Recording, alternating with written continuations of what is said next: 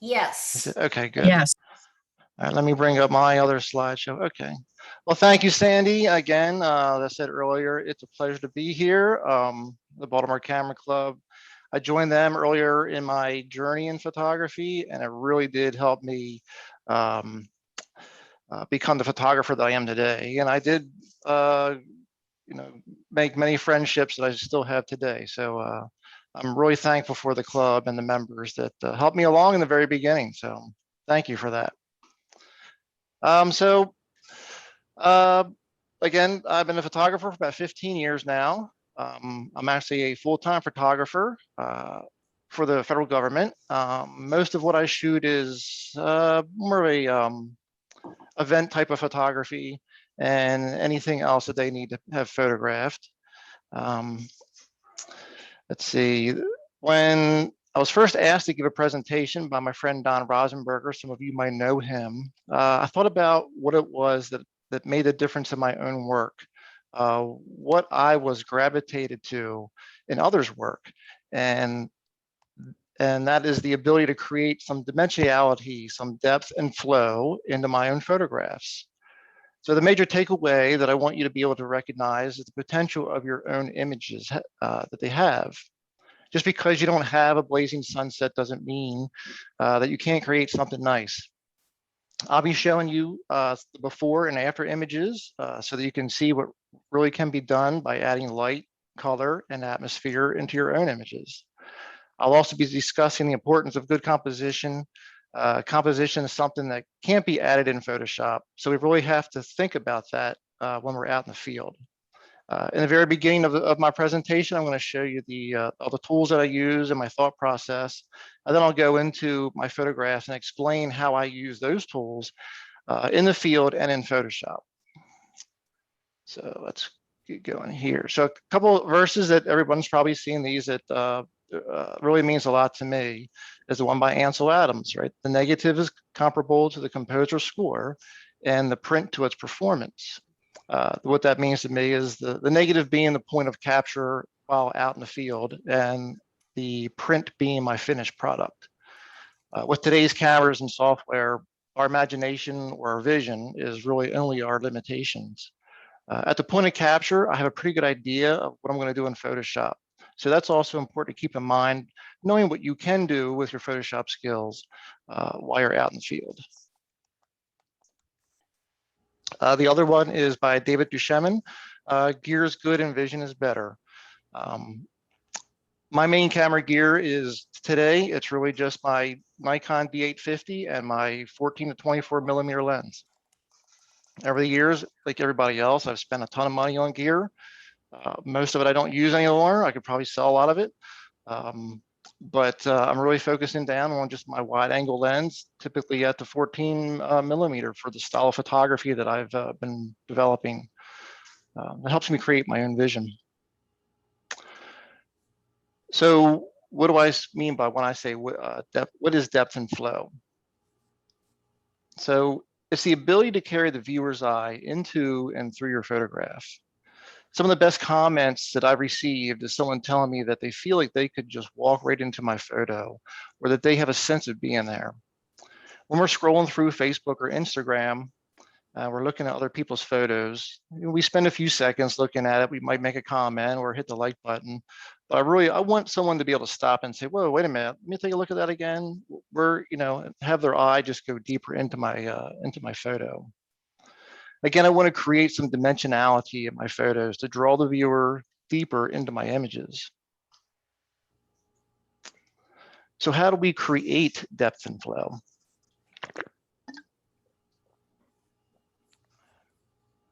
How do we transform this two-dimensional piece of paper into something that carries a viewer's eye into and through the photograph?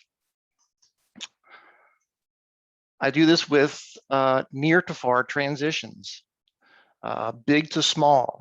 You're in a field of flowers. I'm getting down low to these flowers, making these small flowers appear larger.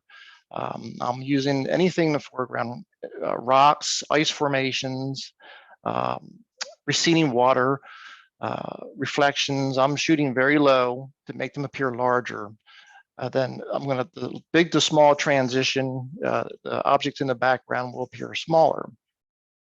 Cool to warm transitions. Think of the color wheel. The color wheel, the opposing colors, right, is the cool colors or the opposite of the warmer colors. Your eye is naturally going to go to the brighter, warmer colors. I don't want the eye to stop at the beginning or at the foreground and just stop there and not continue on. So I'll make a lot of my foreground colors cooler so that the eye doesn't stop there. It forces the eye to move forward into the picture. High contrast to low contrast. Picture yourself, you're standing in a field and there's a mountain range in the background. Things closer to you are going to be a higher contrast than that mountain range in the background.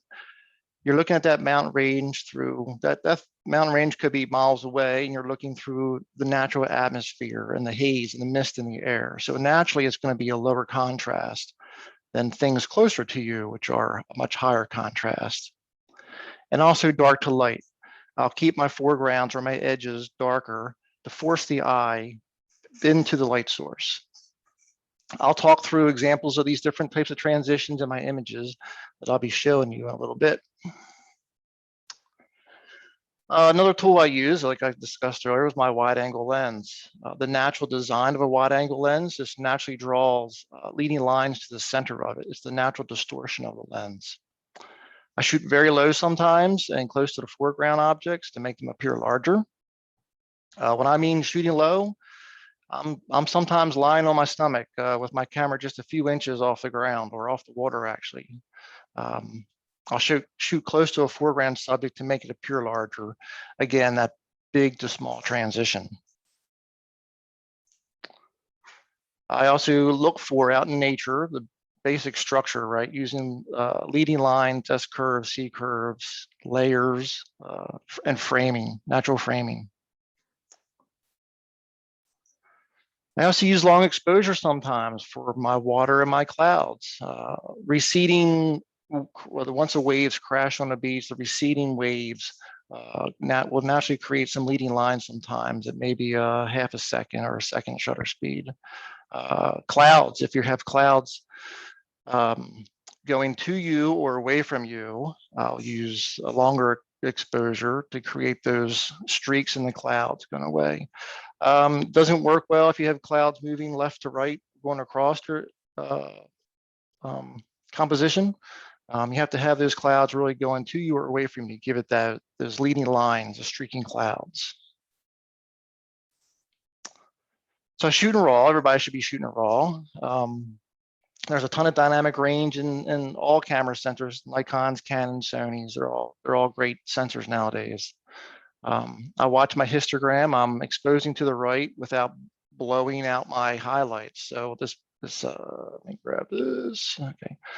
So this is an example of a histogram. You'll see that in the back of your camera, and also it's in Photoshop as well. Just basically this is your highlights. Everyone knows this is your shadows. And this is showing how I captured this one image. I'm capturing all my highlights without a spike here, which would tell me that I'm blowing out my highlights. And I'm not blocking up my shadows either. Nowadays, I'm only shooting usually just 1 or 2 exposures. If it's a very high dynamic scene, I'll probably do two exposures, one for the sky, make sure I capture that one properly, and one for the foreground. I don't do HDR. I did that a long time ago. I don't need to fire off 5 to 7 different exposures because I can bring most of what I want, and just about all the images I'll be showing you have been done with 1 or 2 exposures. My post-processing tools, I use Lightroom. I use Lightroom for cataloging all my photos, Camera Raw, and Photoshop. Usually when I get into Photoshop, I'll bounce back and forth into Camera Raw, making adjustments.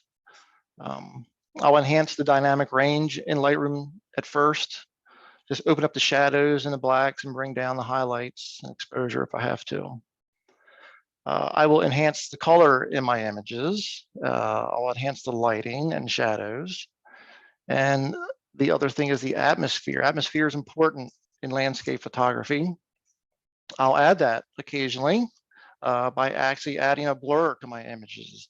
Adding blur and luminosity gives me the glow that I have in my images. So as Sandy mentioned earlier, I admired paintings. I could never paint. I tried and that's miserably failed. That's why I'm a photographer. But you have to think like a painter.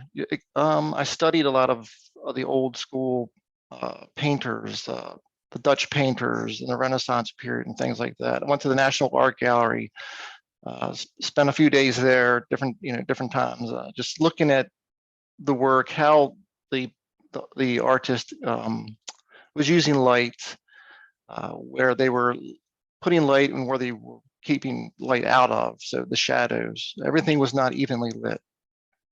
They were putting light where light should be, either front light or side lighting. They were keeping the shadows where the shadows should be. And they were making objects in the distance appear further away by making them a little bit hazier or blurrier in the background. I'll do this here. So some of the tools I use in Photoshop, these are the main tools I use. Selective color. If I want to change a color in something, I'll use selective color. And split toning. Split toning is important for what I do. I use a lot. This is an example of the split toning. This is in Lightroom and Camera Raw. This is your color wheel right here. And what this is showing me right here is I'm selecting this color orange. So you can actually move by dragging onto these circles here, any color you want, or you can adjust the sliders down here. Right now, this is this orange color here. This is my hue. The saturation is 100%. So this open circle, this is 100% out here. Saturation, if I was to move this closer into the circle, that would be 0% saturation. The balance is meaning I'm just keeping everything in the highlights. You can adjust this for your midtones right here and also for your shadows. If I wanted my shadows to be cooler, I would probably just take this and move it over here to the blue side by selecting the shadows here. Yeah, this is important. This is what I do use to add a lot of color into my photos and my highlights. I do use warping sometimes. You have to be careful with warping because you can really damage your pixels and they won't turn out too well. A little bit of warping if I want to accentuate my streaking clouds. If I didn't get them perfectly lined up in the corners or whatever, I'll do that. If I want to accentuate the leading lines on my images, I'll warp them a little bit to the outside. I will add Gaussian blur to give it my light source, a diffusion and a glow. And then when you add diffusion, you have to add luminosity to it to make it glow. So that's when I use my dodge tool to add that luminosity to the diffusion. Okay. Some of the other tools I use is focus stacking. I use this if you're very close to a foreground subject in your landscapes, you're going to have to focus stack. You can't get everything in sharp focus, not even at like f22. So I will either do that handheld. I've been able to focus stack handheld, just holding the camera real steady and just turning that focus ring a little bit each time when I'm taking my different exposures. If I'm on a tripod, my Nikon D850 will do auto focus stacking in camera. That's a pretty neat feature. Let's see. Okay. So here's an example of what I had focus stacked. I have my tripod. That's because it's dark out. I had a longer shutter speed, so I couldn't handhold this. This is up in the ancient bristlecone pine forest in the White Mountains in California, by the way. These ancient bristlecone pines are like 5,000 years old, and they're up at an altitude of like 11,000 feet. So if you're susceptible to altitude sickness, you can start getting headaches and not feeling too well up there. But anyway, so I had focus stacked. I set my camera right close to here, and I knew I couldn't get everything from foreground to background in one shot and all in focus. So I don't know what I set the thing at, f6 or f.8, and focused in my foreground, took a shot, changed my focus ring, maybe here, took a shot, moved the focus ring again to here, and just kept doing that until I reached infinity, when I knew that I had slices of focus, and just combine them in Photoshop. Does it automatically. It's pretty easy to do. It does a pretty good job. The light source here is actually the moon. The moon's up here somewhere, and I brought out the light on this log here and the light in the foreground, keeping my shadows right here, right? Because there's a ridge there. I'll make sure I keep a shadow there. I brought out some light on the tree and make sure I had shadows on this side here. And I also brought out the colors in the background there as well. So this is up in Mount Rainier. This was an interesting hike to get there. It's about 1,500 feet up, off trail, through thick brush and snow and rocks and things like that. When we got to the top, there was we're looking for a pond that was up there, but when we got there, the pond had frozen over, much like you see here. So we couldn't get any reflections. So when you're looking at this, you're thinking, well, isn't this the pond he's talking about? You know, how wide do you think this water is? I actually got down pretty low. I did handheld focus stack this. You're looking here, this cool foreground, cool to warm transition, big area here to small transition, and I got some leading lines going on here too. Again, I'm shooting low, so this is going to cause everything in the foreground to appear bigger. Now watch. Now keep an eye on this rock here and this rock here. I'm going to show you, I'm going to actually stand up and show you what this looks for me standing up. This is the little creek that I just shot. There's that elongated rock and there's that pointy rock. And I'm shooting right about here. I'm standing on this edge of the river, or a little stream, actually, not a river, a little stream, and just reaching across and shooting down low and firing off a couple of shots. Also, this is about an hour or so before sunset. An hour before sunset, I'm getting the light hitting the mountain and the clouds. If I had waited for sunset, I wouldn't get this light. So I knew that with this light in the clouds and hitting this mountainside and getting down low, I could create that. Again, I jumped across this. So I have long legs, but this is about maybe 4 feet across. And I'm using this tiny little, this is maybe, I don't know, 6 inches or so, but by being down low and shooting from a few inches above that water, it makes everything look larger. So I pretty much just turned a mundane looking, I mean, it's a nice little scene right there. It's beautiful, but I just did something more with it. So this is in the Canadian Rockies in last January, right before COVID hit, actually. Again, I am handheld focus stack this. I am actually laying on my stomach along this ice shelf here, partially in this ice shelf and partially in the cold river there. This was a little bit before sunset. I'm using this stream here as my leading lines. I'm going to use these rocks as leading lines going this way. So I know I have my light source. So I know I can do something with that. And with my light source here, this is a pretty flat looking image. So with my light source here, what do I want this to look like if light was to be streaming through here? So I created that simply by using my color wheel, the selective color and the color wheel I showed you, by adding color to my highlights. I darkened the whole thing and just brought light in where I wanted light to be. With the sun, like I said, the sun coming here, where would this light naturally be? It would just be kissing the edges of this ice shelf. It would be kissing the edges of these rocks right here and here. So I added light to this. I added light to that. I actually added blur because this part of the mountain is behind this part of the mountain. So I add some diffusion to this. I added some diffusion to this. I actually added some diffusion. I added a little bit here and here because this is further away from me being right here. Again, being down low and handhold focus stacking, I'm accentuating all of this. All these leading lines going this way.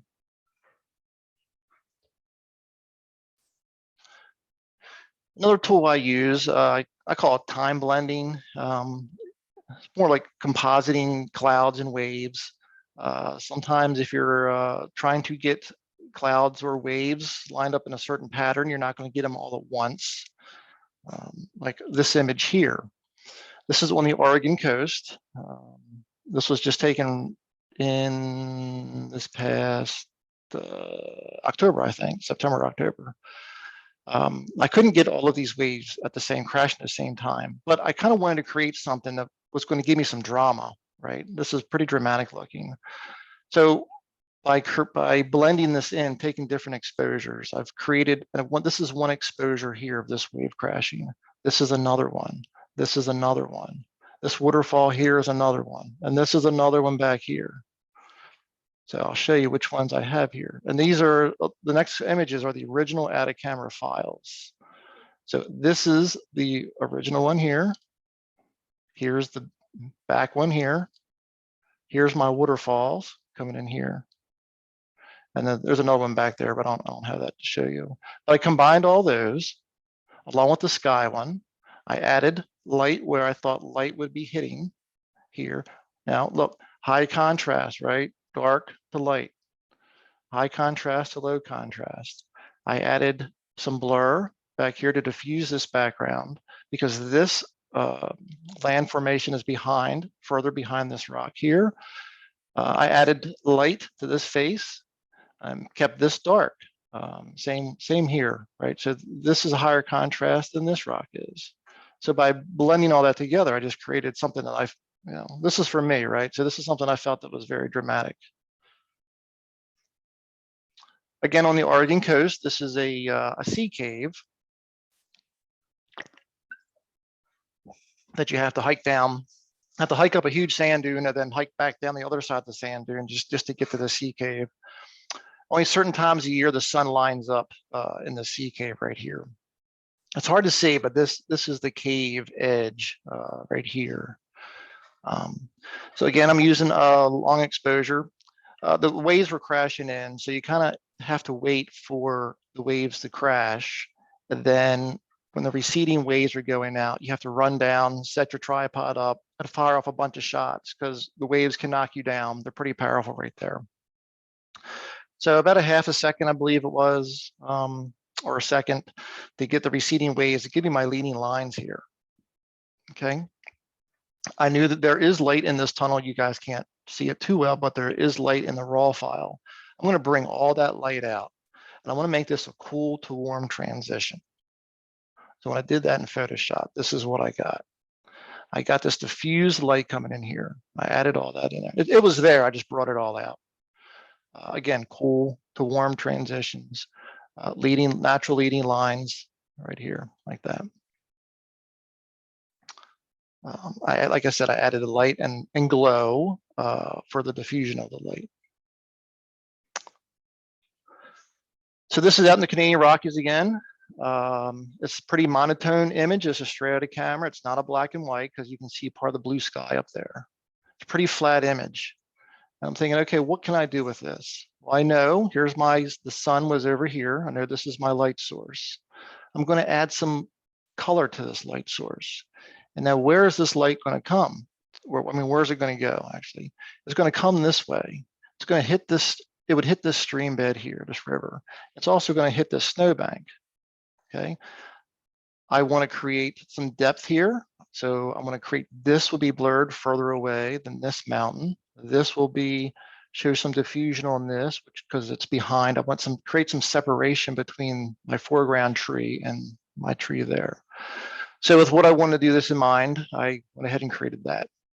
Now you notice I cropped this a little bit. This was too much. This mountain looked too small. So I did crop this down quite a bit. It's another thing to keep in mind when you're shooting mountains. You want to have them higher in the frame to make them look a little bit larger. So again, I added my light, my color, my diffusion to my light source. And I thought, where would that go? Okay, it's going to come across here. It's going to hit that river. It's going to come up here in a snowbank. It's not going to hit here because this tree is going to be blocking it, as well as over here. Again, I with Gaussian blur, I just added some diffusion to this mountain because it's further away than this mountain. I added some diffusion to this mountain here because it's further behind these trees.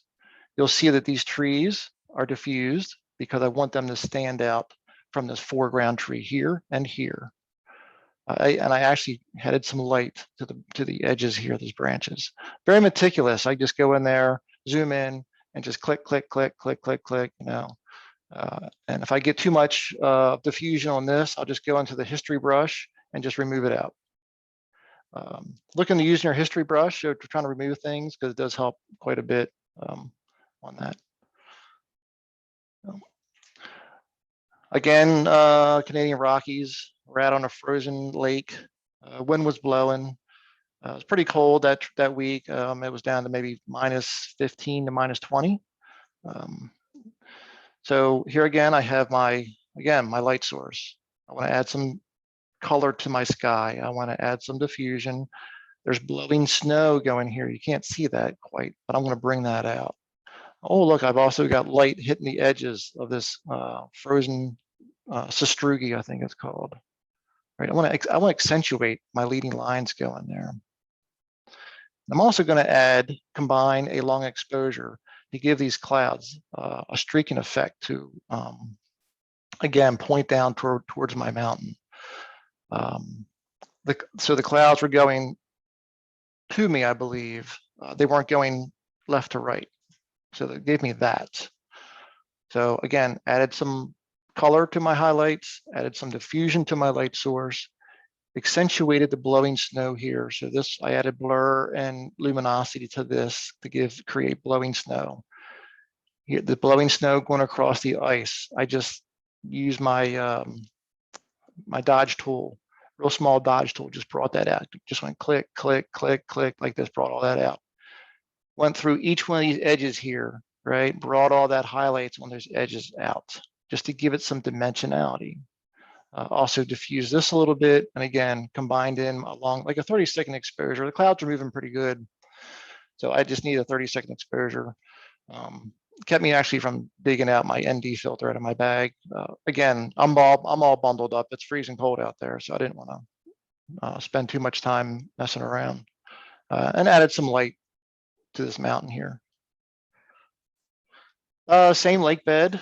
Found this open broken ice here thing. I found a very natural piece of ice, right, pointing towards my background. Again, what I'm going to do, I've got my light in my mountains. I'm going to add some color to it. I'm going to add some diffusion and glow around my light source. And I'm going to bring all that out on my edges. I'm also going to enhance my reflection. It was a little bit breezy, so it was moving the water a little bit. I didn't get a perfect reflection on that. I'm also going to warp this a little bit, just bring it out to the edges, just a hair. So I created that, right? Added my glow, created some more blowing snow, diffusion and luminosity there. Used my, what's the tool? I'm trying to think of the name of it, not drawing a blank. Clone stamp tool. The clone stamp tool, and you can change the degree to 180. So this peak now will be flipped. And I just use that as a low opacity just to bring out that reflection a little bit more. That's all. Also added my light source here, added more light on the edge of here, like that. Again, straight out of camera. Pretty flat scene, pretty monotone scene here. This was actually 2 images because I cut it too close to I couldn't get all this in one exposure, even at 14 millimeters. Shooting, I guess, about a foot off of this on this ice. This ice is about maybe a foot to 18 inches thick. It's pretty cool because you're out there and you're shooting low to the ice, and you can actually hear the ice moving and cracking and doing things. It's creepy at first, but you kind of get used to it. So anyway, so I took a second exposure just to give myself more sky up here and just combine both of them. So again, I have my light source here, right? Added some color to it, added some light to my mountains here, brought out the cracks in the ice, like that. Got my leading lines going this way. Added some diffusion to this mountain because it's further behind these trees. Added some diffusion to these trees as well because it's further in the background.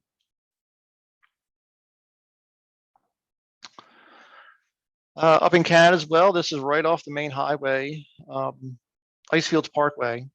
I'm standing probably, I don't know, maybe 10 feet off the side of the road. The setting sun's here. I'm going to use the shadows of my trees, bring that out as my leading lines. There's actually a sun ray here. I'm going to bring that out. It's hard to see here. That's what I created with that. Brought out that sun ray right there. Added light and diffusion.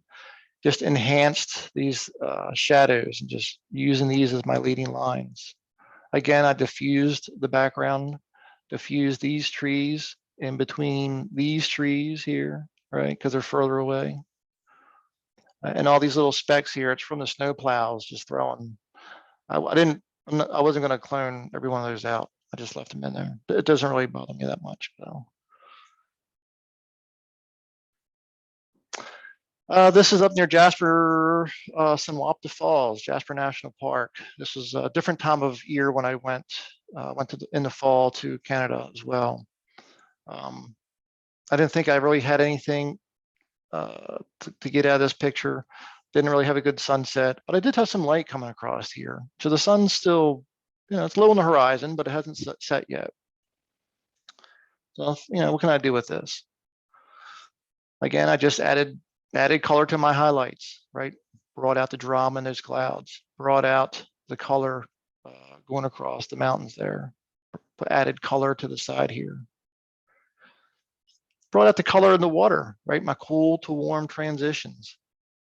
This is much more higher contrast because this is my foreground than the background is. This is lower contrast and just makes the eye flow around these trees. I understand that this area is in pretty bad shape right now. I think there was a beetle infestation that wiped a lot of these trees out. I haven't seen it, but that's just what I was told. Chuck? Yes. I have a couple of questions that. Sure. Yeah, somebody is asking about the Gaussian blur tool. Would just like you to explain a little bit more about that. So the Gaussian tool blur tool. You go up to it's in Photoshop. Filter. I think it's in the filter, top of the menus, filter, maybe tools, and then Gaussian blur, or blur and Gaussian blur. You have to drill down a little bit. Yeah. Okay, so when that'll pop up as a window, and you can adjust as much blur as you want. I usually do maybe like 200%. The thing's completely blurred, but I'm working on different layers, right? So I can adjust the opacity of that blur if I want. And I will use a mask. So I'm just painting in with a low opacity brush how much blur I actually want to use. Okay, good. And another one is about your wide angle lens and having bright edges. Are you concerned about that?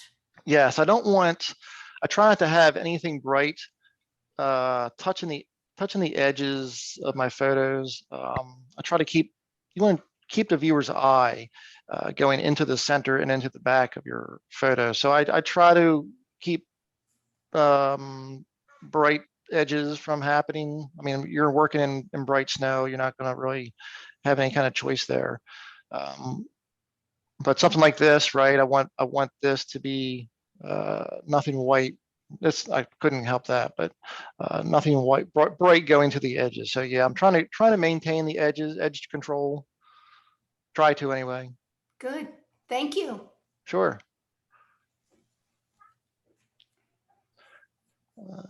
Let's see. Okay, again, to stay in the Canadian Rockies. This morning was the coldest morning. It was -20 degrees this morning. This is a single exposure Again, I'm noticing all my images, right? I'm kind of like shooting into the sun, but to get my light source there. So my thought process was, of course, I'm going to add color to this. I'm going to diffuse the background. I'm going to bring out this mist. And I've got some shadow detail here. I want to bring all that light out, hitting the snow here. I'm also going to crop this. This worked out better into a square crop. This, like I said, I brought all that out from one exposure. Added the color to all these clouds, diffused my background. So I've got layers going on. Added all this light and diffusion here around my light source. I don't know if you can see, but yeah, you can see. So I diffused this a little bit so this tree will stand out. And I actually zoomed in so tight to make sure I could take out the diffusion in each one of these little branches here. This is more diffused over here because this is further away. I then brought all the steam out. This steam is because the water temperature is warmer than the air temperature, and that's why all this steam was created. I also, brought out all this light hitting the snow and just kept my shadows there. Cool to warm transition right there. This is over in Scotland. This is the Isle of Skye. My wife and I went there, spent a week over in Scotland. I only had maybe 2.5 days at the Isle of Skye.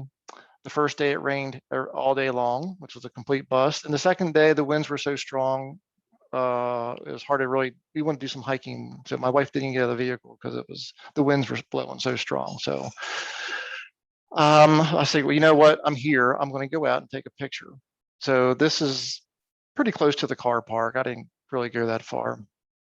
Again, it was a cloudy day. The winds were howling. You can see the wind, the pond here, the ripples in the pond. My light source is here. And I'm thinking, well, if my light source is here, it's going to come across here. It's not really going to do anything for my mountain here. What if I was to move my light source over here? This is going to drive you purist people nuts. So I just moved my light source to here. Now with my light source here coming across here, now I've got light hitting this mountain, and I can create all kind of shadows and color and things. So created that. So I just used the clone stamp tool, reversed it and brought everything over this way, reversed everything. Again, layers, right? So I've got more diffusion back here. This area here is more diffused than this area here. I dodged each one of these little things here. Dodge, dodge, dodge, dodge here. Made sure that all these little cracks here were dark, right? So now I'm creating some dimensionality to it. Kept my shadows back in here. This area, right? Higher contrast to lower contrast. This is a little bit cooler, darker to warmer and brighter. So again, I don't want your eye to stop here. I want to keep going this way and go into the background. The Faroe Islands, great place to go. Went there, I guess, 2 years ago. I might be going back again next year. Looking forward to that. So I guess it's the sea. I don't know what body of water this was. Very calm, no wave action, no drama whatsoever. So I was like, you know what? I'm going to use that to my advantage. I am going to use a long exposure to smooth this water out. I don't want the clouds to be completely smoothed out because I want to add some drama into the sky. My light source is here. I didn't add it. It is here. But I will emphasize what that light does. I just created that color in the sky. Again, I smoothed out the water. I kind of like that look. It's a little bit cooler to warmer. As the light was coming across here, I just made sure these were kept like in my shadows there, and I highlighted everything else where I thought the light would be and just kept like little things like this. I'll go through the landscape and say, oh, where would light be and where would my shadows be? This little ridge here, I kept this darker. I felt that the light would be coming across here, so I lightened all this up. Kept this cooler too. So, again, Faroe Islands, place called Funningor. I believe that's how you pronounce it. The light was happening. I just want to bring out this color. This is, if you ever heard a landscape photographer, Moss Peter Iverson, I did a workshop with him, him and Nick Page out there. Great guy, very nice guy. He gave us the tour around the place. He knew where all the good spots were. So anyway, so I want to bring out the texture of my clouds. I want to bring out the light hitting all of this. So what I did was I used the Dodge tool and added color to where the light would be, and added some color, added some light here, a little bit of shadow detail there. And this was actually pretty easy to do. I mean, it was just, I'm picking the color I want, and then I'm just dodging all that in. And then just kind of dodging and burning my clouds down to give it some texture. Beautiful place. A hell of a hike to get to this spot, straight up the hill. But once you got there, it was a beautiful place. And, I felt that, this was going to carry me, my S curve or C curve going around this way, and kept the background a little bit diffused and behind this mountain here. Just give it some depth. This is the winding road to Nordre Belor, I believe. Very flat scene. Had no light really. It's a cool little windy road thing, right? And I was like, well, what can I do with this? We were there in early spring. The green grasses weren't that great in this area. Like, well, what can I do to make this a little bit more dramatic? I could, using my selective color tool, I said, well, maybe I can turn it into fall, where the grasses had turned. And then because the sky was so, blah, just kind of brought out the detail and the drama in the sky, and just made it kind of like a dark scene like that. Brought out the roadway this way. And then of course I thought, well, if it looks good, if I like it this way, let's see what's going to turn out to be in black and white. So I actually kind of like that better. So again, I'm using the lights to draw your eye, darkening the edges here, just to draw your eye into the photograph. This is Dragoneer. This is it's a 5-mile round trip hike, a beautiful hike out to this location. Again, this is the long exposure version. The ocean or sea, whatever it is, was very calm that day. So I just accentuated that. Try to use what nature gives you, okay? I'm always going after drama, but there was no drama in the sea that pretty much the whole week I was there. So I just, all right, well, let me use what it's given me. So I was like, let me just use a long exposure. But then look what it did to my sky. It kind of just blah sky.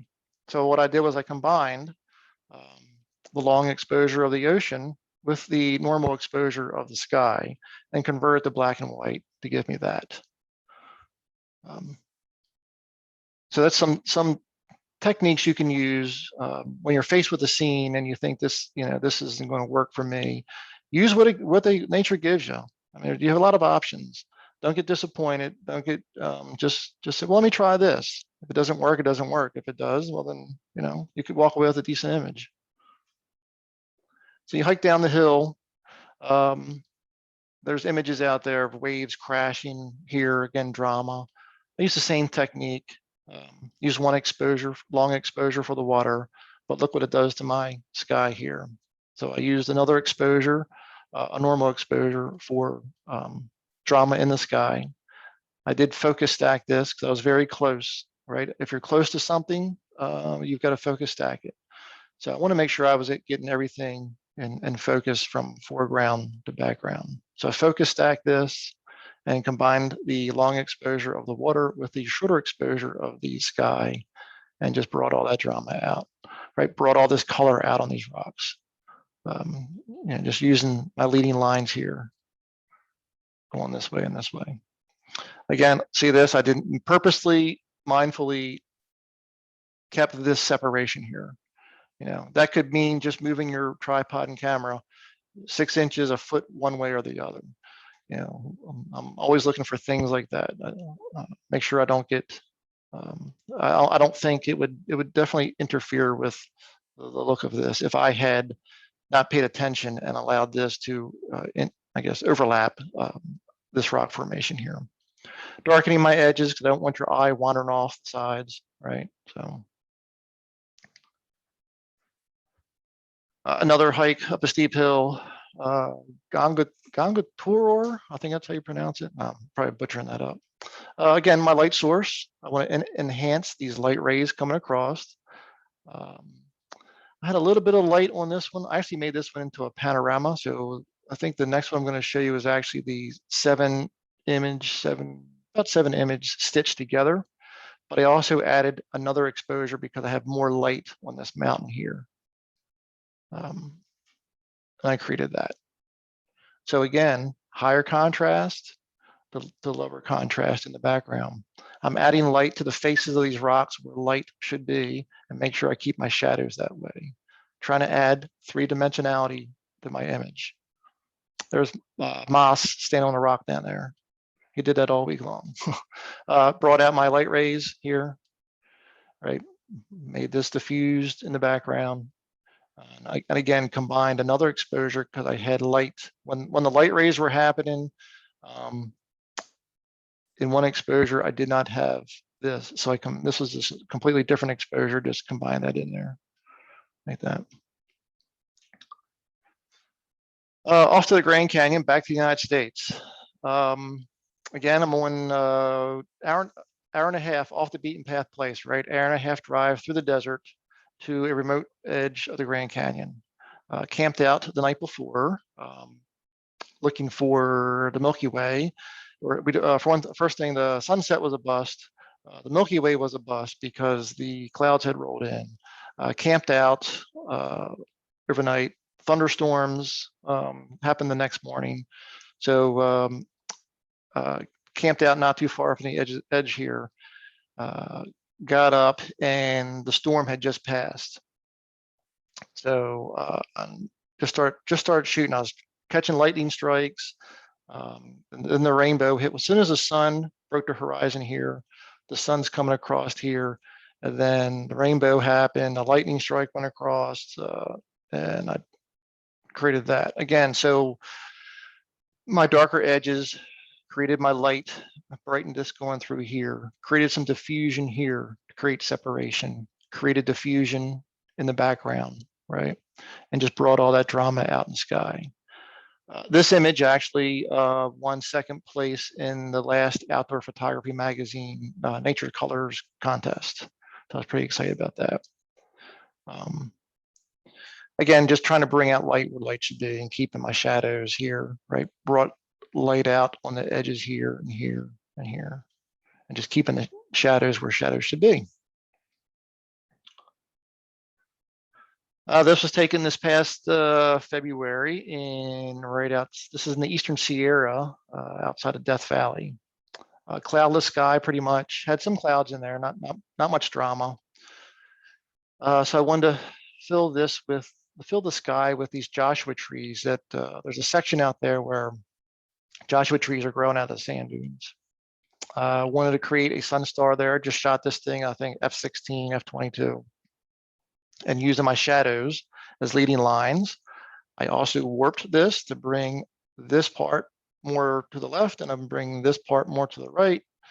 Added some color and diffusion here again to create that.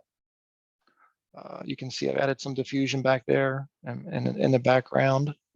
Made sure some separation of the Joshua trees from the background and brought some color out in those clouds. And again, I warped this a little bit and warped that a little bit. Just a little bit. You warp too much, you're going to start distorting your pixels. This is in the Badlands of outside Capitol Reef. Single exposure. You can already see what's happening here. I got some light forming here, some light on these edges. This is in camera. This is not. The sky was actually like that. But I want to bring all that out and draw your eye this way. So again, brought all that light out here and here. And I want to bring your eye this way. Darken my edges right there. A little bit of diffusion in the background, not much. But this is pretty easy to do, just adding luminosity and color to bring all that out. This is at the Hot Creek near Mammoth Lakes, California. Again, just like I did with the waves, this Hot Creek is hot. That's why it's called Hot Creek. It'll actually burn you. It's that hot. There's steam coming off of here. Steam was coming off of here different places, different times. So I took some multiple exposures, like the steam was here, one exposure, some steam was here, another exposure, some steam coming here, another exposure. And I want to bring out that color coming across this way. And again, I want to crop this down because my mountain looks smaller there. So I want to appear larger by cropping that down. So again, here's my steam from one. There's a couple actually exposures here. I think this was one, this was another one. Here's some steam here from another exposure and some steam here from another exposure. All right, this should be in the shadows because my light source is coming here. My light source is hitting these mountains, and this is all shadow. Higher contrast, higher level of blacks, lesser contrast, and even lesser contrast in the background. Get my little creek going this way, wandering through to the background. Chuck, Yes. one question that relates to the sunbursts. Any tips for getting those out of your photos when you're pointed at the sun? Yes, very easy. F16 or F22. That's it. Very easy. Good. Yeah, it's just because the aperture is getting small. It's like, you're squinting, looking into the sun. You can actually might be able to use it with your eyes, but it's just the smaller aperture of the lens closing down that's giving you that sun star. Nothing. Oh, and also, if you have to watch closely, you want to get that on the edge of something, right? Yeah. Just by doing it into the sun isn't going to work. That sun has to be kissing the edge of something. So right, you can't see because it's so bright, it's blowing that little centerpiece out. But that sun is actually kissing the edge of, it's partially blocked by that Joshua tree. So that will aid in your sun star as well. It's got to be touching an edge of something. Oh, wait a minute. Oh, Oh, I'm sorry. I read the question wrong. I'm so sorry. Um, it's the sunspots that I saw them in one image, the sunspots. How do you, yeah, okay, so it's getting rid of the sunspots out of your photos when the camera is pointed at the sun. So sorry. oh, The flare. Yes, the flare. the flare. I mean, I think you can see a little bit of flare here, but I mean, I think there was some flare going on right there that you're Yes. talking about. Yes. That's easy. You just take your clone stamp tool, or I take the patch tool, go around it like this and move it to the side, and that'll disappear, no problem. Same with right here, right there. And look, there's one up in the sky too, right? So I think that's how I did that. I think I just took the patch tool. You try it different ways. It doesn't always work the same way on each tool that I use. It depends, right? It's the algorithms going on in the background. I try the patch tool first. That seems to work pretty good. I just go around it with the patch tool and move it to the side and see what happens. If that doesn't work, I'll try the clone stamp tool. If that doesn't work, I'll try something else. So Good. yeah, always have options. Always learn, more ways to skin a cat, right? So I always try to learn different ways of doing things, so that if one way doesn't work, another way might. So look, there's a sun piece there that I took out. Yeah. Let's see where we were. Okay, so Ricketts Glen, I was just there last month, camping out with Don Rosenberger, actually. So when I'm approaching a scene, right, I'm looking for things that, again, are going to carry your eye through the image. I don't go there and plop my tripod down. I'm in waders, I'm out in the water, just camera in hand, and I'm just moving around with my camera, looking to see, I'll use live view or I'll look to the viewfinder, just see where a good composition would be. And I try to, it's hard to do when you're working in rushing water, but I try to get the tripod up to that. That's important. I don't just plop my tripod down and go like this and say, okay, here's my picture. You got to find your composition. You got to take the time to do that, to look to see where a good composition is. So I want to use this rushing water here to carry your eye through here and into the background. Again, there's this piece right here. I didn't want that kissing the edge. You mentioned that earlier, right? I don't want I don't want white water, if I can help it, to kiss the edge here. I don't want your eye going that way. I want your eye going into the image. And my light source is here. So I'm going to bring more of this glow and light out and just make this a little bit more more of a mystery looking kind of an image, adding some glow to the highlights. And I just created that. This was easy to do. This is just Gaussian blur with like maybe like I said, a little bit of yellow color, and just a few clicks of the mouse with a big soft brush, click, click, click, and that's how I got that. If you're interested in learning really how to, I'm going to have some resources in the back, but one thing I didn't mention that I should mention is a lot of these, I'll use luminosity masks. Luminosity mask is a mask based on luminosity values. So you can select the brightest pixels of an image in different strengths. So glow only happens in the highlights. It doesn't happen in the shadows. So what I'll do is I'll create a luminosity mask or select a luminosity mask of just the brightest pixels in my image and add my glow, add my Gaussian blur to the brightest pixels in the image, just to give the highlights a glow to it. So it does not affect my shadows, because shadows don't glow naturally, right? Just highlights do. Again, I used different shutter speeds for my foreground water, another exposure for my background water. There's no magic shutter speed for me. I try to do maybe experiment, 1/8 of a second, 1/4 second, 1/2 second, because the faster water flows, it's all different, right? So, and I just select the one I like the best. So that's how I did that one. And Sandy, I selected this one the other day for you since you liked it so much. Again, when I approached this scene, I'm like, okay, what of interest could I possibly find? The water flow was okay, it wasn't great. This was a pretty flat scene here. There was no great waterfalls. But then I saw this reflecting pond. This thing's only about 3 feet round. Okay, it looks huge, but it was only 3 feet round.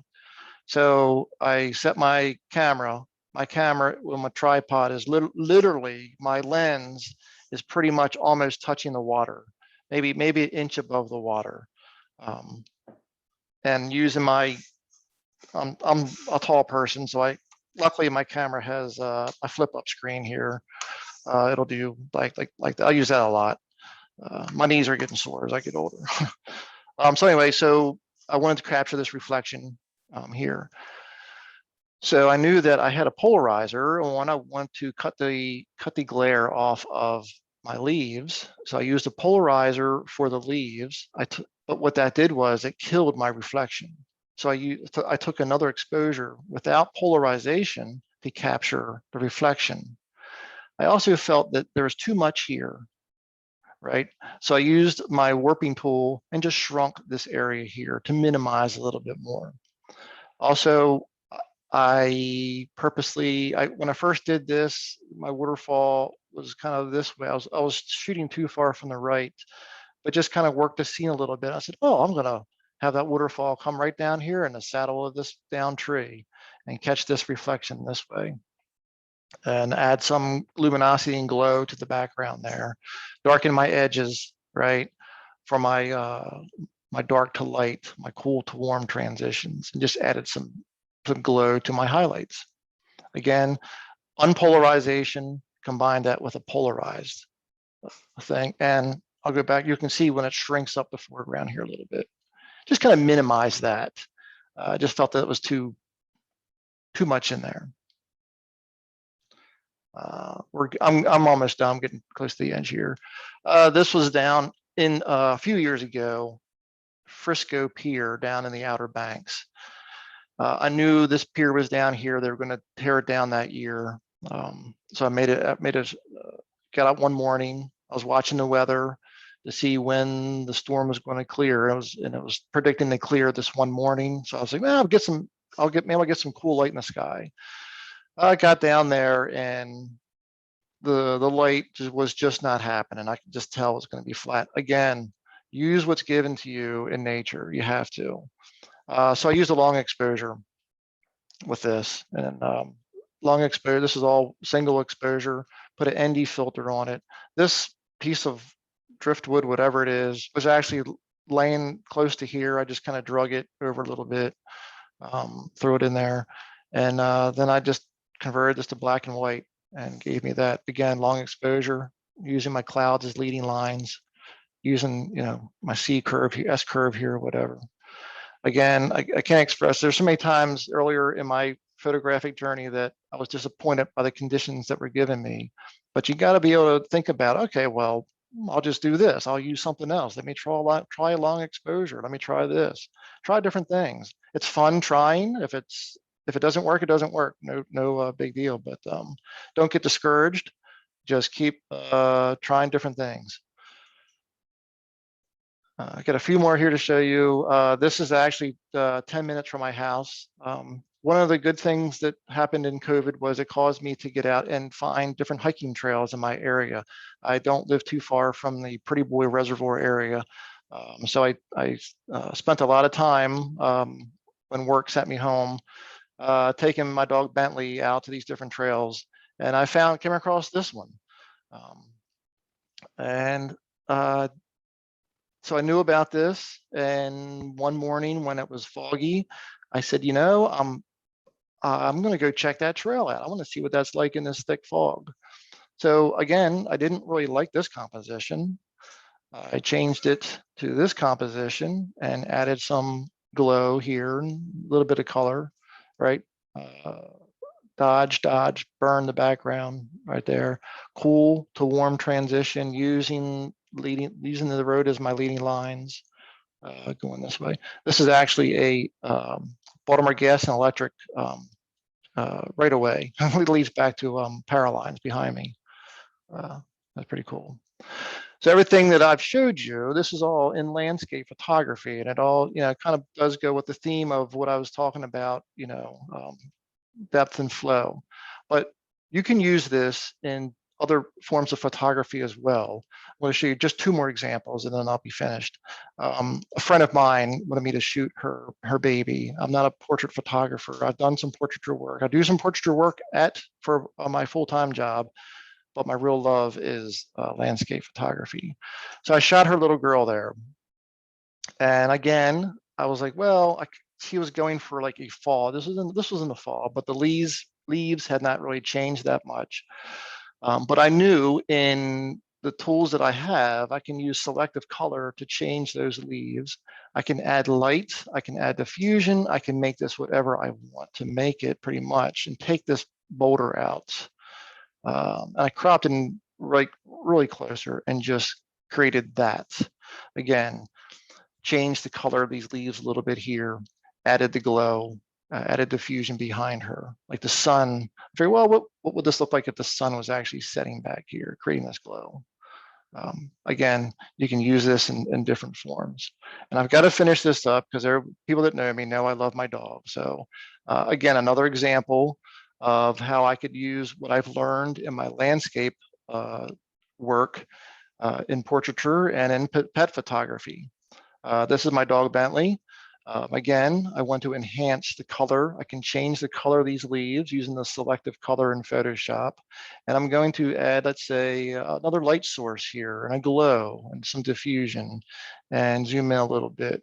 He's a black dog. Black dogs are challenging to photograph. I've learned how to do that with him and just created this, right? So I've created all this light source here, diffusion, changed the color of the leaves a little bit to make it more fall-like. Dodged his face a little bit around there like that. And that's about all I have. So I want to share with you some resources of where I've learned a lot of this stuff. Mark Adamus, I've taken a number of workshops with him. He is in a class all by himself. He's a genius with this stuff. He's taught me a lot of advanced tools. Clone painting actually is pretty a technique that I have to rewatch the videos that he did for us because it's so advanced. I have a hard time following all of it. But he's a world-class landscape photographer. If you don't follow his work, I suggest you follow him if you like landscape photography. He does get great workshops, but they sell out within 15 minutes and usually a year or two in advance. I signed up for a few of his workshops a year. Like I'm going with him to the Yukon next August, which I signed up for last year. So they fill up really quickly. He does have videos on his website where he does teach his philosophy and his techniques. A lot of the techniques I've talked about tonight, he does discuss in his videos. Another great workshop leader is Mark Metternich, very nice guy. I've taken a few workshops with him. Both Marks take you to off the beaten path places. Mark Adamus absolutely hates being around crowds, and he will make sure that he gets you away from all the main thought. You have to be in pretty good shape really to do his workshops because there's a lot of hiking involved a lot of times. Mark Metternich's a little bit more slower paced. Again, he's a great teacher. He does have some videos for sale. You all will be seeing John Barkley. I think I saw on your schedule coming up shortly. John is really where it started for me. He's a very inspirational speaker and a great workshop leader. Super nice guy. Again, I started hooking up with him very early on in my photographic journey, and he has helped me, get to the direction where I am now. Ryan Dyer. I have some of his post-processing videos. He's kind of it's not very complicated the way he explains things. He kind of dumbs it down for you. It's very easy to follow, but he does discuss a lot of this diffusion and adding light and things of that nature. Nick Page, him and Moss Peterson, Iverson, I did a workshop with them in the Faroe Islands. Nick has a lot of great post-processing videos. You can watch him on YouTube. He's got a lot of great videos on YouTube as well. And the same with Moss. I'm going to another workshop with Moss next year to the Italian Dolomites that has been rescheduled twice now because of COVID. So next year is going to be a very busy year for me traveling. This year I am going to the Yukon, the Tetons in Yellowstone. I come home for a week and then I go back out to Glacier National Park for a workshop with Mark Adamus as well. And the very last, that's me. Down the bottom, you want to see more of my work, chuckrobinsonphoto.com is where I'm located. Reach out to me. You can reach me through my website if you have any questions, any further things you want to know about that I've discussed here. Please feel free to reach out to me. So Sandy, that's all I have tonight. Oh, thank you so much. I just think what really stands out for me is that you demonstrate so clearly, and it's example after example after example. It was just, I'm not the most technical person, and I understood. So oh, good. It was interesting, and I love your images. So let's stop sharing your screen. We're going to open it up, and everybody can turn on your audio. And I do have one question. Just one? Rich, do you want to ask it? Rich Eskin, do you want to ask your questions? Sure. Chuck, I was just wondering which luminosity mask you were using. Was it TK7 or a different one? I use I've tried Tony Kuiper, right? That's a very complicated one. I have a hard time really following that one. There's another guy. I'm going to try to bring this up really quickly. He's friends with Nick Page. I'm trying to think of his name. I'm waiting for my Photoshop to come up. It should come up pretty quickly. It's going to be, here it is. Lumenzia. Hmm. Have you heard of Lumenzia? I don't think so. Greg I'll take a look at Benz. that. Yes, it's Greg Benz, B-E-N-Z. Wait, say that Y- again? Greg Benz, B is in Bravo, E is in Echo, N is in November, Z is in Zulu. Okay. He created a Lumenzia panel, which is easier, I think, for me anyway, to follow. It's laid out in a more logical that my brain can understand it. But yeah, TK Actions, I have that as well. That really can get into the nuts and bolts and the weeds of everything. But if it's too complicated, I'm not going to be able to figure it out. I'm not going to be able to follow it. I just want to thank you because you really showed us the difference between taking and making a photograph. It was You're very- welcome. It was my pleasure to present to you guys again. You know, this all started because of you, because of the Baltimore Camera Club and all my friends there that helped me in the very beginning with everything. So it was really a pleasure. I'm glad Sandy had reached out to me to do this. So I thank all of you guys for sticking with me through my presentation, and I hope that you learned something. And when you're out in the field, just remember, keep in mind, don't get frustrated or whatever. Just think of something else to use, another tool in your tool bag, right? So Chuck, I have a question for you. yes, So yeah, it's really great how you kind of showed like the beauty from the pain. So the pain of like hiking, and the one with the lightning strike and the rainbow that struck me. You had to like hike and camp and live through that. So it's showing like a lot of resilience and perseverance, I guess, in your photography. So thank you for modeling that for us.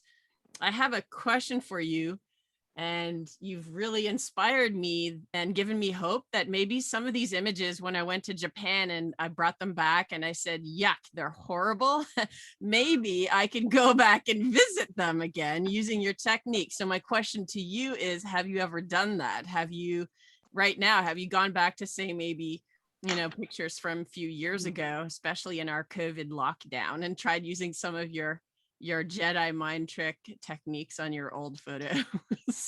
absolutely. I have gone back. You're from Canada, so I don't know if you're familiar with the Sunwapta Falls photo where I had up near Jasper National Park, where the waterfall kind of went around the trees like this, right?